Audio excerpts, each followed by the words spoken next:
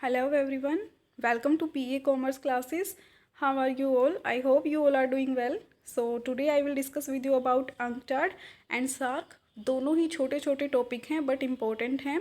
इनसे कई बार ये पूछा जाता है कि कब इनको एस्टेब्लिश किया गया था या फिर मेंबरशिप कितनी है इनकी, हेड क्वार्टर कहाँ पर हैं. छोटे हैं टॉपिक बट इनसे यही चीज़ें पूछी जाती हैं.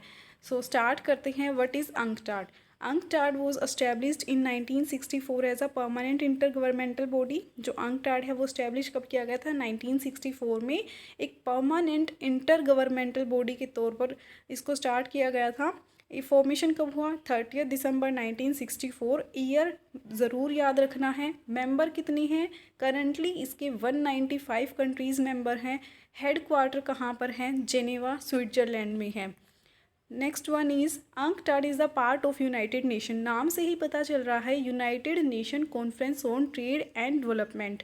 तो ये क्या है? पार्ट है यूनाइटेड नेशन का. और डील किससे करती है? Trade, investment and development issue. Mainly ये क्या करती है? ट्रेड एंड इन्वेस्टमेंट को प्रमोट करती है. किसमें? डेवलपिंग कंट्रीज़ में. The organisations goals are to. अब इस ऑर्गेनाइजेशन को बनाने का गोल क्या था ये भी पूछा जाता है एग्ज़ाम में. एक तो मेनली ईयर पूछा जाता है, हेड क्वार्टर कहाँ पर है, मेंबर कितनी हैं और प्राइमरी ऑब्जेक्टिव क्या है. ये सबसे इम्पोर्टेंट होते हैं. तो इस ऑर्गेनाइजेशन का गोल था maximise the trade, investment and development opportunities of developing countries. कि जो डेवलपिंग कंट्रीज़ हैं हमें उनमें क्या करना है? मैक्सिमाइज़ करना है ट्रेड को, इन्वेस्टमेंट को और डेवलपमेंट जो भी अपॉर्चुनिटीज़ हैं उनको डेवलप करना है डेवलपिंग कंट्रीज़ में. इसके अलावा अगर कोई इशू होते हैं तो उनको भी डील करना है. नेक्स्ट वन इज़ ऑब्जेक्टिव क्या था? मेनली जो मेन ऑब्जेक्टिव जो था UNCTAD का वो क्या था? फॉर्मुलेट करना policies relating to all aspects of development including trade, aid, transport, finance and technology. कि इसका ऑब्जेक्टिव क्या था? अब फंक्शन क्या था? पहले तो कि ये जो है डेवलपिंग कंट्रीज़ पे ट्रेड इन्वेस्टमेंट को प्रमोट करना चाहती थी. अब इसका ऑब्जेक्टिव क्या है? कि ये पॉलिसीज़ जो है फॉर्मुलेट करती है जो डेवलपमेंट से रिलेटेड हैं, ट्रेड की, ट्रांसपोर्ट की, फाइनेंस की, टेक्नोलॉजी की, उनकी पॉलिसीज़ को बनाती है. और कॉन्फ्रेंस इनकी कितनी बार हेल्ड होती है, कितने ईयर्स में होती है? वो जो है कॉन्फ्रेंस ऑर्डिनरली जो मीटिंग होती है इनकी वो एक बार होती है 4 ईयर्स में, 4 साल में. तो अदर ऑब्जेक्टिव क्या है UNCTAD के? The objective of UNCTAD is to reduce the eventually eliminate the trade gap between developed and developing countries. देखो जो डेवलपिंग कंट्रीज़ हैं वो अभी डेवलप कर रही हैं और उनके पास जो है अपॉर्चुनिटीज़ कम होती हैं. तो UNCTAD क्या करता है? उनमें ट्रेड और इन्वेस्टमेंट को प्रमोट करता है ताकि वो भी जो है डेवलप्ड कंट्रीज़ के इक्वल आ सकें और उनके बीच के गैप को कम करती है. And to accelerate the rate of economic growth of the developing world. ये क्या करती है? ग्रोथ रेट को बढ़ाना चाहती है डेवलपिंग कंट्रीज़ की ऑल अराउंड द वर्ल्ड या जो इसके मेंबर्स हैं. साउथ एशियन जो ये नेक्स्ट टॉपिक है जिसको हम क्या बोलते हैं? SAARC, South Asian Association for Regional Cooperation.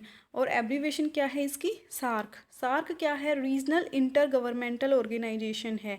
और UNCTAD जो अभी हमने पढ़ी वो परमानेंट इंटर गवर्नमेंटल जो है ऑर्गेनाइजेशन थी.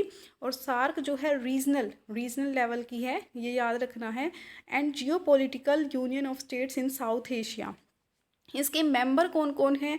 ये एग्ज़ाम में 2-3 बार पूछा जा चुका है अभी भी लास्ट ईयर्स में कि मेंबर जो है कौन से नहीं हैं या कौन से हैं, इस तरीके से. तो इसके मेंबर जो हैं वो 8 हैं. पहले 7 थे लेकिन अभी क्या हैं? अभी 8 है. इसमें रिसेंटली 2006 में जो है अफ़गानिस्तान ऐड हुआ है. अफ़गानिस्तान, बांग्लादेश, भूटान, इंडिया, मालदीव, नेपाल, पाकिस्तान एंड श्रीलंका, ये 8 जो कंट्रीज़ हैं ये इसके मेंबर हैं.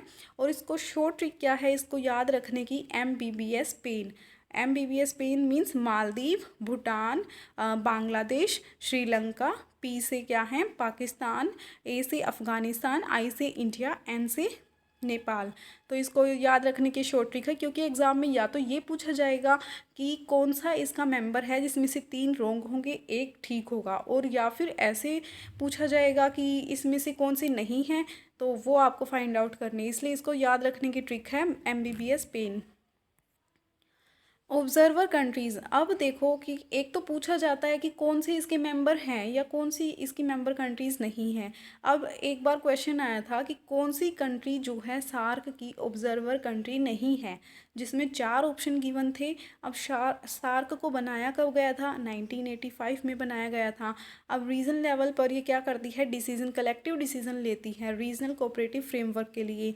इट ऑल्सो हैज़ 9 ऑब्जर्वर, इसके मेंबर हैं 8 कंट्रीज़, ऑब्जर्वर हैं 9 कंट्रीज़।